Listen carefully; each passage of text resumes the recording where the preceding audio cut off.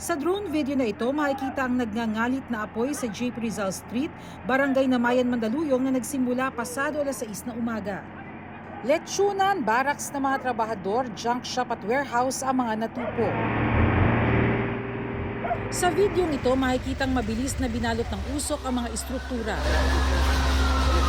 Makalipas ang humigit kumulang 2 oras, tumambad ang labi ng 3 taong gulang na batang lalaki.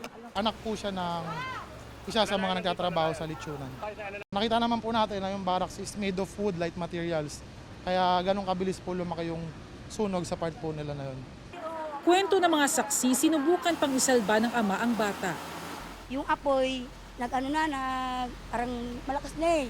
Yung tatay ng bata, umakyat doon sa may gilid ng punong bahay.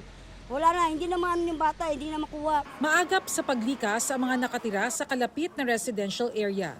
Pasado alas 8 ngayong umaga nang ideklarang fire under control ang sunog dito sa Mandaluyong. Hindi pa tukoy ng BFP kung anong pinagmula ng apoy, pero may paalala sila ngayong Fire Prevention Month. Under investigation pa rin base sa mga statement po ng mga tao.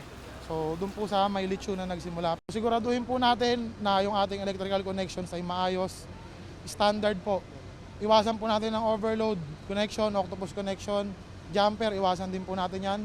At syempre yung kitchen fires po, kung tayo nagluluto or may nagsasaing, huwag po natin iiwanang unattended. Para sa GMA Integrated News, Bernadette Reyes, nakatutok 24 oras.